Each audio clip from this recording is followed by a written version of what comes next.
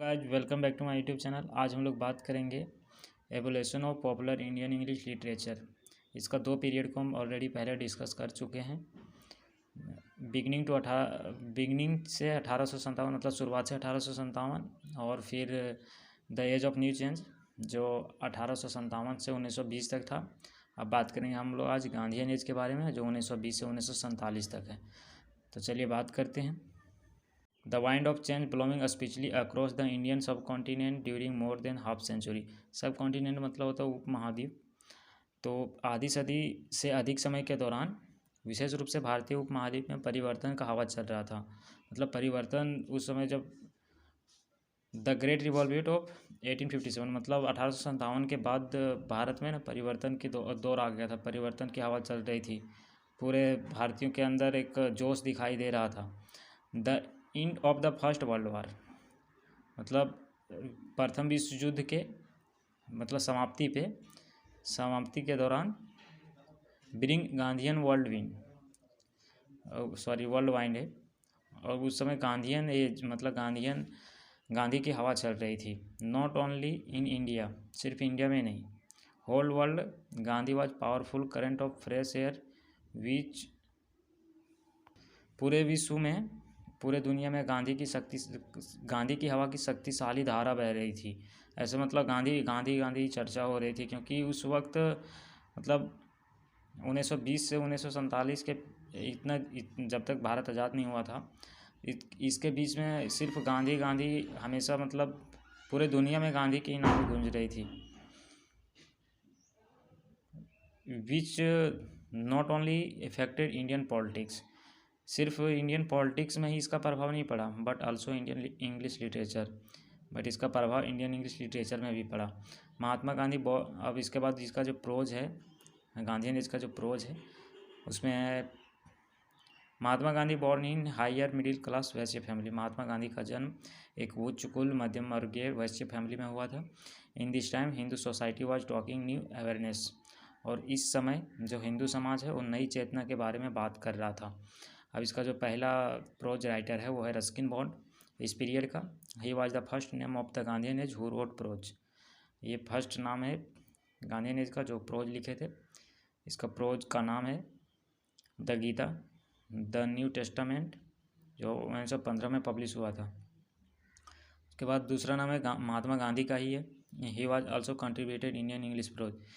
इसने भी अपना योगदान दिया था इंडियन इंग्लिश प्रोज लिखने में बाय राइटिंग बुक नेम, और इसका जो लिखा हुआ बुक है वो है लंदन डायरी, हिंद स्वराज जो 1910 में पब्लिश हुआ था, Harijan, young India, guide to health, the vegetarian messenger.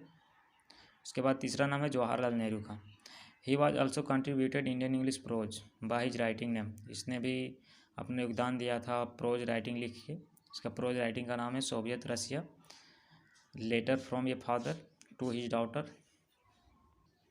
N autobiography जो 1936 में पब्लिश हुआ था, द यूनिट ऑफ इंडिया 1937 में, द डिस्कवरी ऑफ इंडिया 1946 में। चौथा नाम है राजेंद्र प्रसाद का।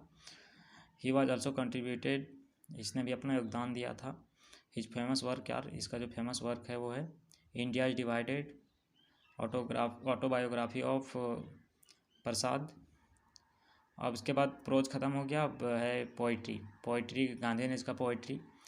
Unlike prose the poetry of this period gives no more major voice of reader. Prose मतलब गद्य होता है, तो प्रोज की तरह ना, अगर लाइक प्रोज रहता तो प्रोज की तरह ही, बट प्रोज की तरह ही ना, इस काल में कविता जो पोइट्री है वो पाठकों को अधिक मतलब अपने और नहीं खींच पाया, अपने और अपना ध्यान उसका है वो मेजर वॉइस बोला जाता है ना कि प्रमुख आवाज़ नहीं दे पाया अपने रीडर्स को। मतलब एक सीधी बात में बोला जाए तो पोइट्री सेज में बहुत कम ही लिखा गया और बहुत कम ही फेमस हुआ। इसका पहला जो पोएट है वो है श्री अरविंदो, इसको अरविंदो घोष भी बोला जाता है।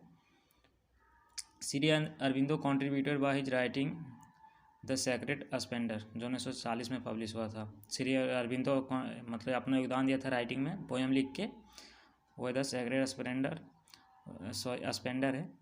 और दूसरा नाम है रविंद्रनाथ टैगोर का, he was also contributed in Indian English poetry. Rabindranath Tagore भी अपना मतलब योगदान दिया था इंडियन इंग्लिश पोइट्री में। His famous work is Gitanjali, और इसका फेमस वर्क है गीतांजलि, जो बहुत ही फेमस है, 1910 में पब्लिश हुआ था ये, 1910 से।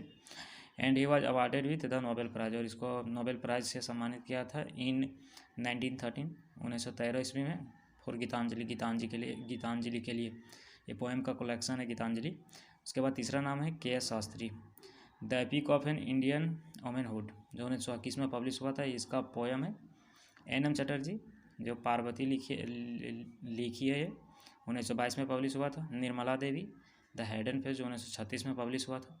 अब प्रोज और पोइट्री बात हो गया, अब ड्रामा की बात करते हैं। ड्रामा गांधी ने इसका जो ड्रामा है, as for poetry drama is not improve more very rare dramatist contributed in Indian English drama. अब पोइट्री की तरह भी ड्रामा भी इस एज में ज़्यादा इम्प्रूव नहीं कर पाया, अपना जो ज़्यादा ड्रामेटिस्ट इस एज में अपना योगदान नहीं दे पाया इंडियन इंग्लिश ड्रामा में। इस पर जो पहला ड्रामेटिस्ट का नाम है वो है S.P. Iyer, in the clutch of devils, जो 1926 में पब्लिश हुआ था, S.P. अय्यर का। अब दूसरा नाम है ड्रामेटिस्ट में से T.P. कैलासम, करण और द ब्राह्मण कर्स, जो 1946 में पब्लिश हुआ था। Poli Kitti, home rule, Bahishkara, T.P. Kailasam का ड्रामा है। Bharati Sarabhai, as well the people है, 1943 में पब्लिश हुआ था। और टू वुमेन, जो 1952 में पब्लिश हुआ था। Fiction of the Gandhian age, prose poetry drama बात हो गया, फिक्शन का है। अब fiction, the Indian English novel of this period deeply affected the political, social and ideological point of view. इस अवधि में, जो इस काल था, इस पीरियड में उपन्यास ने राजनीतिक और सामाजिक और आइडियोलॉजिकल मतलब होता है वैचारिक दृष्टिकोण से, इस एज का जो नॉवेल है ना, उसमें सोशल, पॉलिटिकल, सामाजिक, राजनीतिक और आइडियोलॉजिकल मतलब वैचारिक पॉइंट ऑफ व्यू पे लिखा गया, मतलब उसी पे विचार किया गया, उसी पे चित्रण किया गया। Gandhian age, the first Nobel writer is, Gandhian age का जो फर्स्ट नोबेल राइटर है वो है K S. Venkata Ramani. He wrote novel, ये नोवेल लिखे थे द पैट्रियट, जो 1932 में पब्लिश हुआ था। मुरुगन, जो 1927 में पब्लिश हुआ था। अब जो दूसरा नॉवलिस्ट है वो है S.P. अय्यर, जो बालादित्य लिखे थे, 1930 में पब्लिश हुआ था। थ्री मैन ऑफ डायनेस्टी, यह historical romance of ancient India. अब तीसरा जो ड्रामेटिस्ट है वो है कृष्णा स्वामी नागराजन, ए अथावर हाउस, 1937 में पब्लिश हुआ था इसका। Mulk Raj Anand, the first novel is untouchable, Mulk Raj Anand का फर्स्ट नॉवेल है वो अनटचेबल था, जो 1935 में पब्लिश हुआ था। कूली, 1936 में। Two lives and a bird, 1937 में। R.K. Narayan, the first novel is Swami and friends, R.K. Narayan का जो फर्स्ट नॉवेल है वो स्वामी एंड फ्रांस था, जो 1935 में पब्लिश हुआ था। द इंग्लिश टीचर, 1946 में पब्लिश हुआ था। बैचलर ऑफ आर्ट, 1937 में। और Raja Rao, his first novel is Kanthapuram, जो 1938 में पब्लिश हुआ था।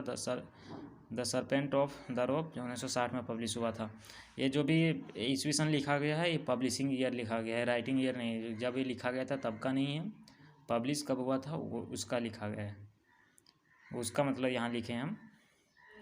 तो आज इतना ही, उसके बाद बात करेंगे पोस्ट इंडिपेंडेंस जो पीरियड है, मतलब 1947 से प्रेजेंट तक, मतलब अब तक का, उसके बारे में बात करेंगे। तो थैंक यू।